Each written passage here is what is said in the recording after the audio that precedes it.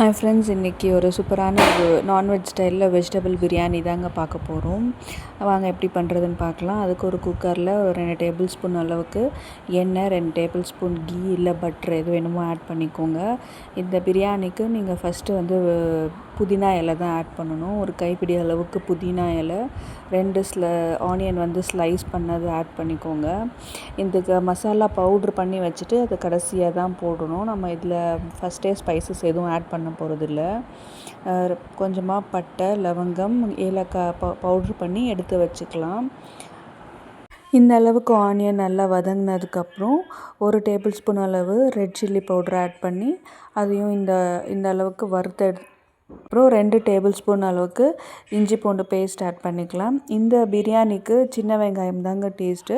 கண்டிப்பாக சின்ன வெங்காயம் ஆட் பண்ணிங்கன்னா உங்களுக்கு டிஃப்ரெண்ட்டாக இருக்கும், சூப்பராகவும் இருக்கும். ஒரு 20 சின்ன வெங்காயம் இந்த அளவுக்கு கொரப்பாக அரைச்சி அதையும் இதிலே ஆட் பண்ணி ஒரு நல்ல 2 மினிட்ஸ் நல்லா ஆயில் பிரிகிற அளவுக்கு வதக்கி எடுத்துக்கலாம்.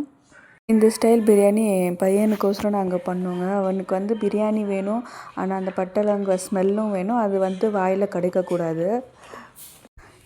இந்த மாதிரி செஞ்சு கொடுங்க மம்மி அப்படின்னு கேட்டதுனால நாங்கள் இந்த ஸ்டைலில் சூஸ் பண்ணோம்.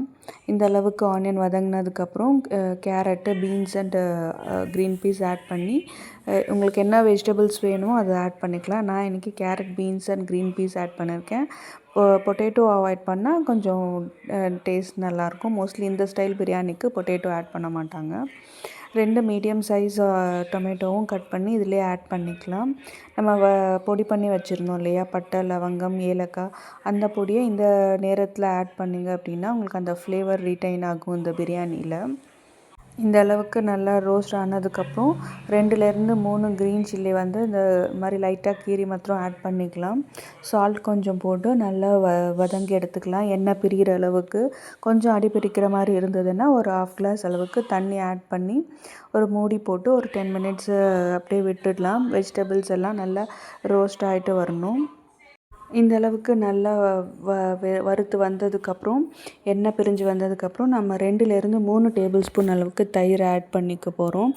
இதில் 3 டைப் ஆஃப் புளிப்பு ஆட் பண்ண போகிறோம். நம்ம தக்காளி, தயிர், லெமன் ஜூஸ் லாஸ்ட்டாக ஆட் பண்ண போகிறோம். இது உங்களுக்கு எது கூட குறைச்சல் வேணுமோ பார்த்து ஆட் பண்ணிக்கோங்க.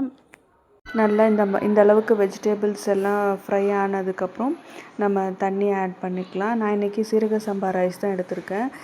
சீரக சம்பா ரைஸ்க்கு ஒன்றுக்கு 1.5லேருந்து 1.25 கிளாஸ் அளவுக்கு தண்ணி ஊற்றலாம். தண்ணி ஊற்றினதுக்கப்புறம் தேவையான அளவுக்கு சால்ட் ஆட் பண்ணிக்கலாம். ஒரு 1/2 ஹவர்லேருந்து 20 மினிட்ஸ்லேருந்து 1/2 ஹவர் வரைக்கும் ரைஸ் ஊறினா போதும். நல்லா தண்ணி பாயில் ஆகும்போது ரைஸும் ஆட் பண்ணி பொடிசாக கட் பண்ணி வச்சுருக்க கொத்தமல்லியும் ஆட் பண்ணிக்கலாம். கடைசியாக நம்ம லெமன் ஜூஸ் ஆட் பண்ண போகிறோம். இது ஆப்ஷனல் தான். உங்களுக்கு வேணும்னா புளிப்பு போதும் அப்படின்னா அதையே விட்டுடலாம். இல்லை வேணும்னா ஒரு 1/2 லெமன் ஜூஸையும் ஆட் பண்ணி கடைசியாக குக்கர் க்ளோஸ் பண்ணிவிட்டு ஒரு 2 விசில் விட்டு எடுத்தோம் அப்படின்னா சூப்பராக இருக்கும். சூப்பரான டேஸ்டியான ஒரு திண்டுக்கல் ஸ்டைலில் நான்வெஜ் ஸ்டைல் பிரியாணி ரெடி ஆகிடும். கண்டிப்பாக ட்ரை பண்ணி பார்த்துட்டு எப்படி இருந்ததுன்னு சொல்லுங்கள். என் பையன் இன்றைக்கி சூப்பராக என்ஜாய் பண்ணான். அவனுக்கு பிரியாணி சாப்பிடும்போது அந்த பட்டை லவங்கம் கிடைக்காம இன்றைக்கி சூப்பராக என்ஜாய் பண்ணி சாப்பிட்டான். எல்லாருக்குமே ரொம்ப பிடிச்சிருந்தது. ரொம்ப சூப்பராக வந்திருந்தது பிரியாணி. கண்டிப்பாக ட்ரை பண்ணி பார்த்துட்டு எப்படி இருந்தது நீங்களும் கமெண்ட் பண்ணுங்கள். இந்த வீடியோ பிடிச்சிருந்தால் லைக் பண்ணுங்கள், ஷேர் பண்ணுங்கள், சப்ஸ்கிரைப் பண்ணுங்கள். பாய். தேங்க்யூ.